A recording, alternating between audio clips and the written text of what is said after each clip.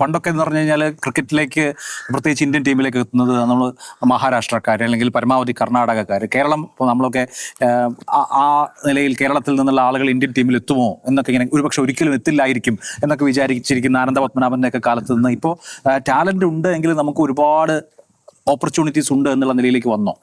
തീർച്ചയായും. കാരണം ഇപ്പൊ ലാസ്റ്റ് ഒരു 7 years അല്ലെങ്കിൽ 8 years എടുത്ത് കേരളത്തിന്റെ പെർഫോമൻസ് നോക്കിക്കഴിഞ്ഞാൽ തന്നെ നമ്മൾ white ball cricket T20 1 days ആണെങ്കിൽ നമ്മളൊരു ലാസ്റ്റ് 7 season അല്ലെങ്കിൽ 8 seasonൽ ഒരു 6 seasons നമ്മൾ ക്വാളിഫൈ ചെയ്തു.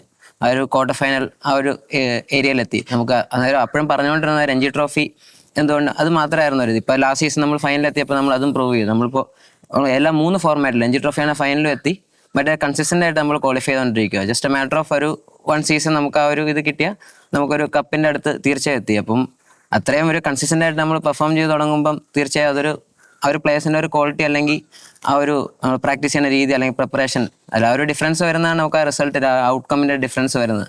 അപ്പോൾ തീർച്ചയായും റോൺ നേരത്തെ പറഞ്ഞ പോലെ ഇവിടുത്തെ ഓൾമോസ്റ്റ് എല്ലാ ഡിസ്ട്രിക്റ്റിലും ഗ്രൗണ്ട് അല്ലെ ടർഫ് വിക്കറ്റ്സ് അങ്ങനത്തെ കാരണം പണ്ടാണെങ്കിൽ തന്നെ ടർഫ് വിക്കറ്റ്സ് കിട്ടണമെങ്കിൽ വളരെ കുറച്ച് സ്ഥലത്തേ ഉണ്ടായിരുന്നുള്ളൂ. ഒരു 10-12 years മുന്നേ നമ്മൾ നോക്കിക്കഴിഞ്ഞാൽ ഇപ്പം എല്ലാ ഡിസ്ട്രിക്റ്റിലും ഇപ്പോൾ ഒരു വിക്കറ്റ്സ് നമുക്ക് പ്രാക്ടീസ് ചെയ്യാനുള്ള ഒരു ഫെസിലിറ്റി തീർച്ചയായും കൂടിയിട്ടുണ്ട്. അപ്പൊ അതിന്റെ ഒരു റിസൾട്ടാണ് ഒരു പ്രിപ്പറേഷന്റെ ഒരു ഭാഗമായ ഒരു റിസൾട്ട് അല്ലെങ്കിൽ പ്ലേയേഴ്സിന്റെ ഒരു മൈൻഡ് സെറ്റ് അല്ലെങ്കിൽ കളിക്കുന്ന number of matches number of live tournaments അതിന്റെ ഒരു ഡിഫറൻസ് ആണ് ഇപ്പം നമുക്ക് കേരള ക്രിക്കറ്റിൽ കാണാൻ പറ്റുന്നത്. യെസ്, ആ ഡിഫറൻസ് ശരിക്കും ഫീൽ ചെയ്യുന്നുണ്ട്. ഇപ്പോൾ ഇത് കാണുന്ന ഒരു കുട്ടിക്ക് ക്രിക്കറ്റർ ആവണം എന്ന ഇൻസ്പിറേഷൻ കൊടുക്കാൻ മാത്രം നമ്മുടെ ക്രിക്കറ്റ് അഡ്മിനിസ്ട്രേഷൻ മാറിയിട്ടുണ്ടോ?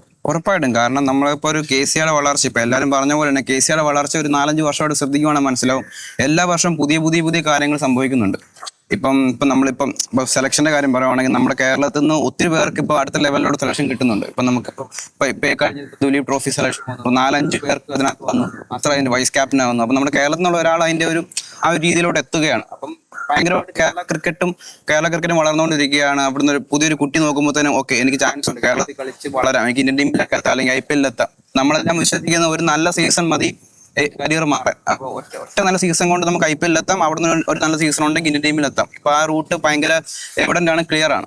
അപ്പം നമ്മളെല്ലാം ഉറച്ചു വിശ്വസിക്കുന്നത് തന്നെയാണ് ഒരു പുതിയ കുട്ടിക്ക് അത് തന്നെ വിശ്വസിക്കാൻ പറ്റും.